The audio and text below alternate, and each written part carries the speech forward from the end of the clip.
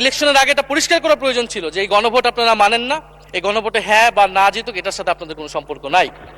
জুলাই জাতীয় সনদ এক অন্তহীন প্রতারণার দলিলে পরিণত করেছে মাননীয় স্পিকার বিএনপি এটাকে। সাংবিধানিক সংস্কার পরিষদ করার কথা গণভোটে বলা হলো, এখন বিএনপি সেই জায়গা থেকে সরে গিয়েছে। এখন বিএনপি যদি সেই জায়গা থেকে সরে যায়, আমাদেরকে পূর্বের জায়গায় ফেরত যেতে হবে। মাননীয় স্পিকার, সংবিধান পুনর্লেখনের দাবি আমাদেরকেও জানাতে হবে। তারা যদি ৭২-এর পক্ষে এরকম অটল অবস্থানে থাকে। জুলাই সনদ নিয়ে অনেক কথা হয়েছে মাননীয় স্পিকার।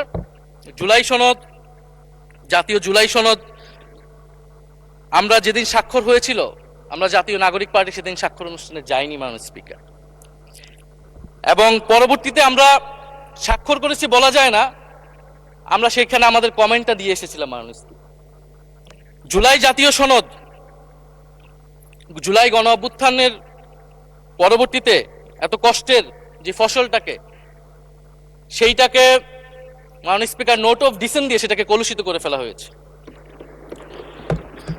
যেদিন জুলাই জাতীয় সনদ স্বাক্ষর হয়, সেদিন জুলাই জাতীয় সনদের মেজর সংস্কারগুলোতেই পাশে একটা নোট লেখা হয়েছে যে কোনো রাজনৈতিক দল বা জোট তাদের নির্বাচনী ইস্তিহার উল্লেখপূর্বক যদি জনগণের ম্যান্ডেট লাভ করে, তাহলে তারা সেই মতো ব্যবস্থা গ্রহণ করতে পারবে। তাহলে যেই দল নির্বাচনে জয়ী হবে তারা তাদের ইস্তেহার অনুযায়ী সবকিছু করবে মাননীয় স্পিকার। এটার জন্য ঐক্যমতের কোনো প্রয়োজন হয় না।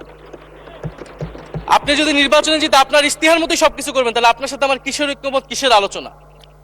এবং সেই নোটগুলো কিভাবে লেখানো হয়েছে, কিভাবে বল প্রয়োগ করে, শক্তি প্রয়োগ করে ঐক্যমত কমিশনকে চাপ দিয়ে লেখানো হয়েছে মাননীয় স্পিকার, এটা ঐক্যমত কমিশনের আমি মনে করি এখন বলার সুযোগ এসেছে, সময় এসেছে। ফলে জুলাই জাতীয় সনদ কে আমরা একসেপ্ট সেই সময় করতে পারি নাই, এবং মাননীয় স্বরাষ্ট্রমন্ত্রীর ভাষাকে ধার করে আমি বলতে চাই যে জুলাই জাতীয় সনদ এক অন্তহীন প্রতারণার দলিলে পরিণত করেছে মাননীয় স্পিকার বিএনপি এটাকে। এবং ৭২-এর সংবিধানকে আওয়ামী লীগ দলীয় ইস্তেহারে পরিণত করেছিল, কলুষিত করেছিল, এবং জুলাই জাতীয় সনদকে বিএনপি কলুষিত করেছে, দলীয় ইস্তেহারে পরিণত করেছে মাননীয় স্পিকার। আপনি বলছেন জুলাই জাতীয় সনদ, তারপরে আপনি দেখাচ্ছেন হচ্ছে আমার দলীয় ইস্তিহার, তাহলে এখানে তো কোনো ঐক্যমতের সুযোগ নাই। এরপরে আসলো গণভোট। গণভোটের আদেশ নিয়ে সমালোচনা আছে, এবং এই সমালোচনা আমরাও করেছি যে রাষ্ট্রপতি এই ধরনের অর্ডার দিতে পারে কিনা। কিন্তু গণভোটটাকে সবাই মেনে একটা কনসেনসাসের ভিত্তিতেই তো আমরা এই গণভোটে সবাই মিলে অংশগ্রহণ করলাম মাননীয় স্পিকার। বিএনপি এবং তৎকালীন বিএনপির বর্তমান মাননীয় প্রধানমন্ত্রী এবং চেয়ারপারসন, তিনি নিজেও সংস্কারের পক্ষে, হ্যাঁ পক্ষে ভোটে প্রচারণা করেছেন। ফলে আপনাদের ইলেকশনের আগে এটা পরিষ্কার করা প্রয়োজন ছিল যে এই গণভোট আপনারা মানেন না, এই গণভোটে হ্যাঁ বা না জিতুক এটার সাথে আপনাদের কোনো সম্পর্ক নাই। ওনারা কিন্তু মাননীয় স্পিকার সেটা করেননি। ফলে জুলাই গণভোট এটা রাজনৈতিক সিদ্ধান্ত এবং গণরায়।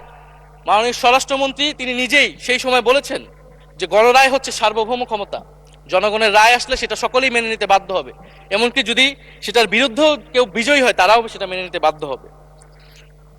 ফলে আমরা মনে করি যে এই গণভোট অনুসারে যে সাংবিধানিক সংস্কার পরিষদ, অতি দ্রুত সময়ের মধ্যে সাংবিধানিক সংস্কার পরিষদ গঠন করা উচিত, এর সুরাহা করা উচিত। আমরা তো মাননীয় স্পিকার অনেক দূর সরে এসেছি, নতুন সংবিধানের জায়গা থেকে সরে আসতে আসতে আমরা কোথায় আসলাম? আমরা খুবই সামান্য কিছু দাবি এখানে এসেছে, জুলাই জাতীয় সনদ বা গণভোট যেটাই বলেন না কেন, যে একটা উচ্চকক্ষ হবে ভোটের অনুপাতে, তত্ত্বাবধায়ক সরকার হবে।